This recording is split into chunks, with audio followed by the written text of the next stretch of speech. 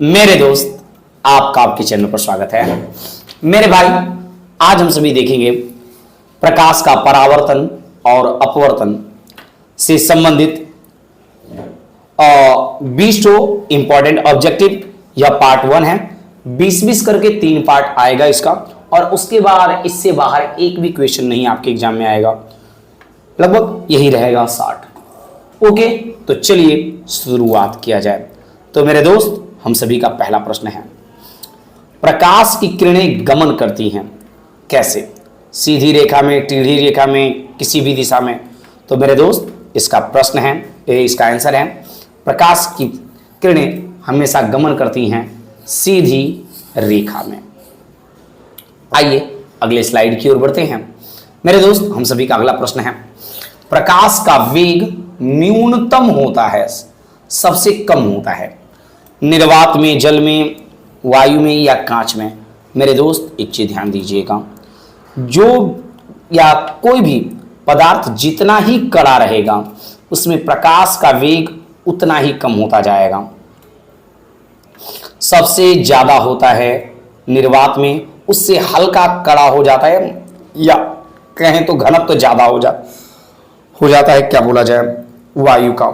तो उससे कम, निर्वात से हल्का सा कम वेग होता है, क्या बोला जाए, प्रकाश का वायु में। ऐसे तो दोनों का सामान्यतः, दोनों में प्रकाश का वेग 3 × 10⁸ मीटर प्रति सेकेंड ही माना जाता है। ओके, उससे कम होता है जल में, लेकिन सबसे कम होता है कांच में। तो प्रकाश का वेग न्यूनतम होगा कांच में। आइए मेरे दोस्त, बढ़ते हैं अगले प्रश्न की ओर। तो मेरे दोस्त, हम सभी का अगला प्रश्न है, मोटर गाड़ी के चालक के सामने, मोटर गाड़ी के चालक के सामने लगा रहता है। ऑप्शन: समतल दर्पण, उत्तल दर्पण, अवतल दर्पण या उत्तल लेंस। लेंस तो नहीं लगा रहता है, पहली बात, लेंस नहीं लगा रहता। समतल दर्पण, देखिए समतल दर्पण भी नहीं होता। रीजन ये है क्योंकि समतल दर्पण काल्पनिक प्रतिबिंब बनाता है, अर्थात सीधा प्रतिबिंब बनाता है। ये तो ठीक है प्रतिबिंब देखने के लिए, लेकिन ये जितना बड़ा वस्तु है उतना ही बड़ा प्रतिबिंब बनता है। इसका मतलब यदि ड्राइवर पीछे वाली वस्तु को देखना चाहे, पीछे वाली गाड़ी को देखना चाहे, तो उसे पीछे वाली गाड़ी के बराबर ही क्या करना पड़ेगा, दर्पण लेना पड़ेगा। लेकिन ऐसा तो संभव है नहीं, इसलिए यह भी गलत है। उत्तल दर्पण, उत्तल दर्पण देखिए ठीक है, उत्तल दर्पण जो प्रतिबिंब बनाता है, उत्तल दर्पण प्रतिबिंब बनाता है, ध्यान दीजिएगा। अवतल दर्पण प्रतिबिंब बनाता है, आपको क्या बोला जाए, अवतल दर्पण का जो प्रतिबिंब होता है, अवतल दर्पण प्रतिबिंब बड़ा भी बनाता है और कुछ कुछ स्थितियों में उल्टा प्रतिबिंब बनाता है। तो उल्टा प्रतिबिंब यदि ड्राइवर देखेगा तो उसको भ्रम की स्थिति बनेगा, उसको लगेगा कि बस या मान लीजिए कोई ट्रक वगैरह है, तो उसको ऐसे चलता हुआ दिखाई देगा, ऐसे उल्टा दिखाई देगा सामने वाले को। तो ड्राइवर को क्या बोला जाए, अवतल दर्पण भी ठीक नहीं है ड्राइवर के लिए। तो सबसे बेहतर क्या है, उत्तल दर्पण। तो मोटर गाड़ी के चालक के सामने लगा रहता है उत्तल दर्पण। आइए अगले प्रश्न की ओर बढ़ते हैं। अगला प्रश्न है कि मोटर कार के हेडलाइट में किसका प्रयोग किया जाता है? हेडलाइट मतलब जो लाइट होता है उसमें किसका प्रयोग किया जाता है? तो हेडलाइट में अवतल दर्पण का प्रयोग किया जाता है, क्योंकि अवतल दर्पण रहेगा तो जो किरणें निकलेंगी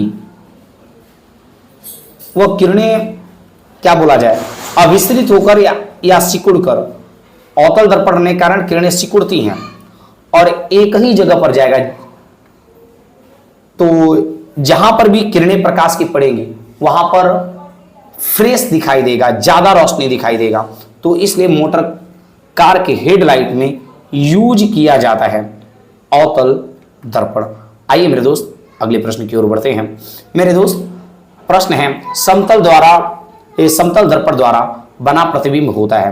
तो मेरे दोस्त समतल दर्पण द्वारा बना प्रतिबिंब केवल काल्पनिक होता है, काल्पनिक और सीधा होता है। वस्तु के बराबर प्रतिबिंब बनता है, वस्तु के आकार के बराबर। वस्तु दर्पण से जितना आगे रहेगा प्रतिबिंब दर्पण के उतना ही पीछे बनता है समतल दर्पण में। तो इसका करेक्ट आंसर होगा समतल दर्पण काल्पनिक प्रतिबिंब बनाता है। ओके, और दो प्रतिबिंब है, ये दो दर्पण है, याद रखिएगा। एक है समतल दर्पण, ये भी हमेशा काल्पनिक प्रतिबिंब बनाता है, और उत्तल दर्पण कॉन्वेक्स मिरर भी हमेशा काल्पनिक प्रतिबिंब बनाता है। दोनों में अंतर की बात यह है कि समतल दर्पण जो है वस्तु के आकार के बराबर प्रतिबिंब बनाता है, और उत्तल दर्पण जो है यह वस्तु से छोटा प्रतिबिंब बनाता है, वस्तु से छोटा प्रतिबिंब बनाता है। ओके, आगे बढ़ते हैं और चीजें समझने का प्रयास करते हैं। मेरे दोस्त, हम सभी का अगला प्रश्न है, लेंस की क्षमता का एसआई मात्रक क्या होता है? लेंस की क्षमता का एसआई मात्रक डायऑप्टर या प्रति मीटर होता है। याद रखिएगा, दोनों है, इसी को डायऑप्टर कह दिया जाता है, क्योंकि आप जानते हैं लेंस की क्षमता बराबर 1/f होता है।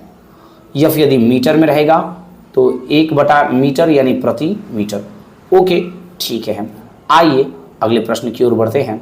मेरे दोस्त, अगला प्रश्न है, प्रकाश की किरणें या किरणों के गमन पथ को दर्शाने वाली चित्र को क्या कहते हैं?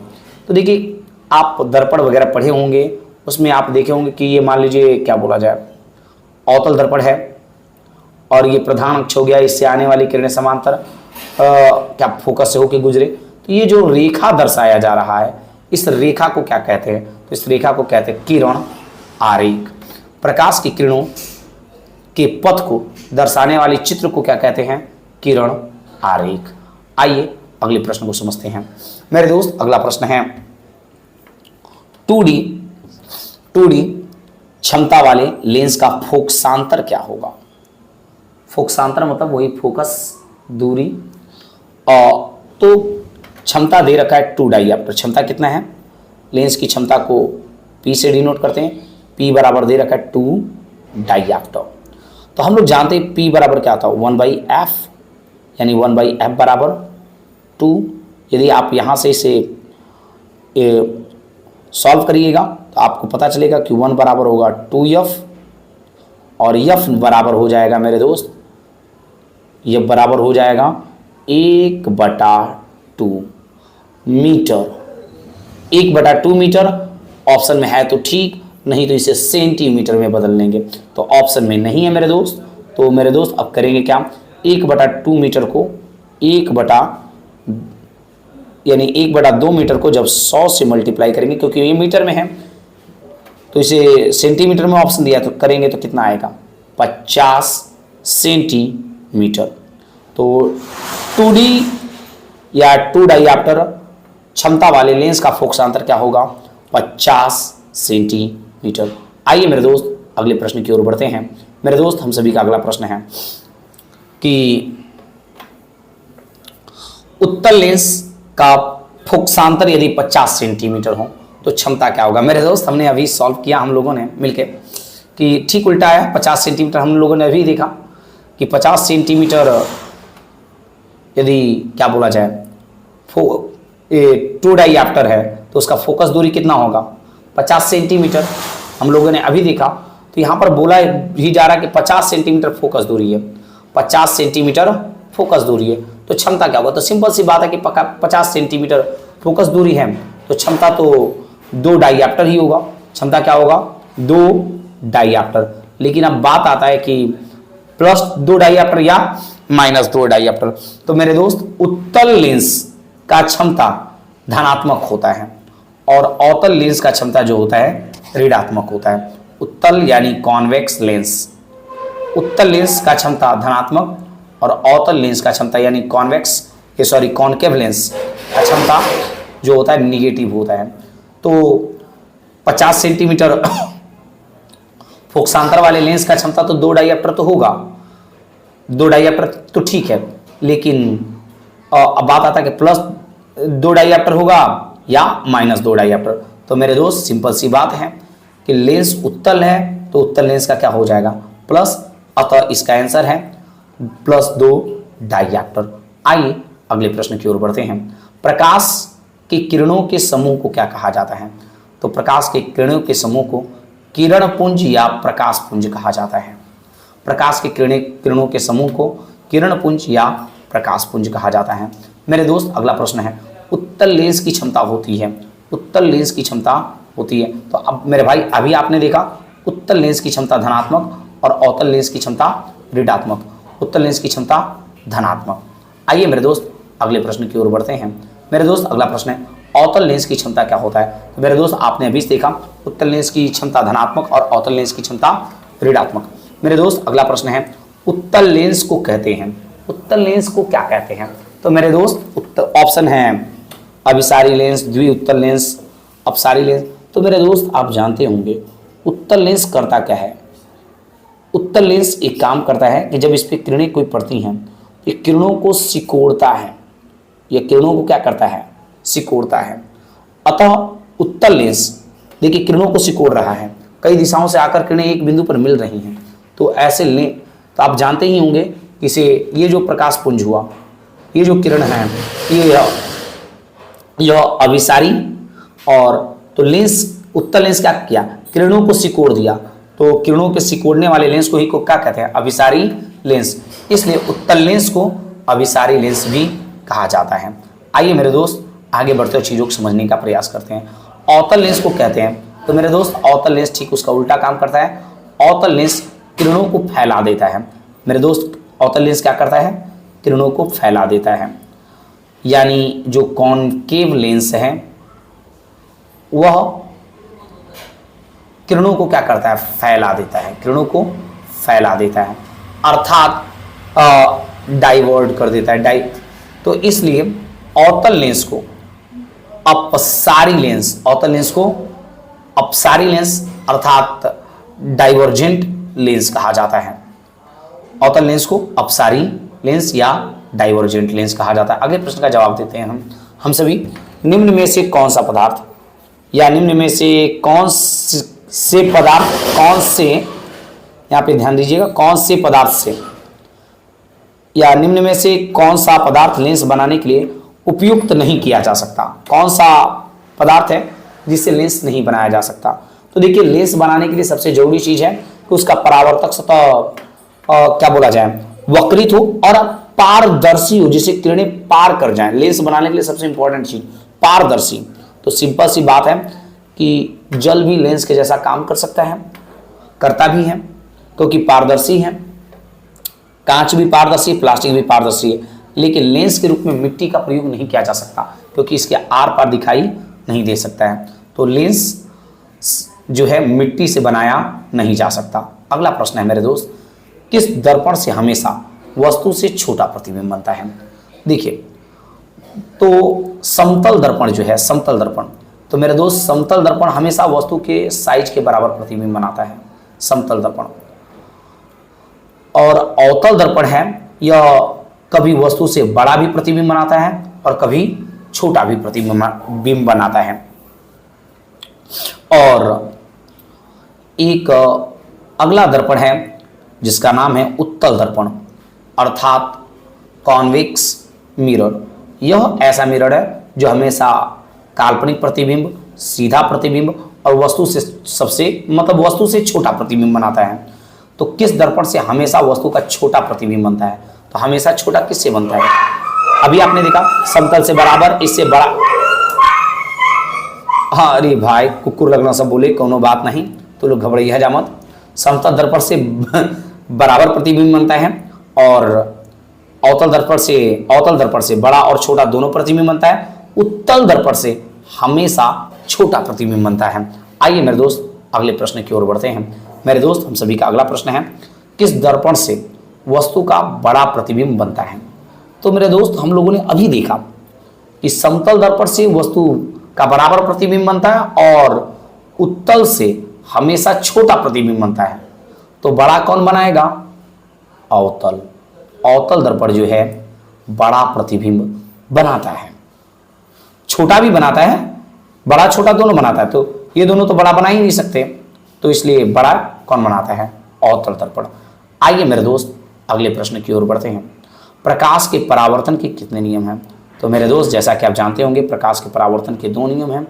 पहला आप जानते होंगे कि आपतन बिंदु पर क्या बोला जाए, आपतन बिंदु पर आपतित किरण, परावर्तित किरण तथा आपतन बिंदु पर डाला गया अभिलंब, आपतित किरण, परावर्तित किरण तथा आपतन बिंदु पर डाला गया अभिलंब तीनों एक ही तल में होता है और उसके बाद एक है प्रतिबिंब, कोण I बराबर कोण R।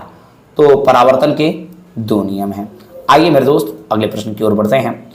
जब प्रकाश की किरण हवा से कांच की ओर प्रवेश करती है, हवा से कांच की ओर, हवा से मान लेते हैं ये एयर है हवा और ये वाटर जल है, हवा से कांच की ओर, तो आप देखिए हवा से चला तो हवा क्या है, विरल माध्यम है, हवा विरल माध्यम, और उसकी अपेक्षा वाटर क्या होगा, सघन माध्यम, वाटर क्या होगा, सघन माध्यम।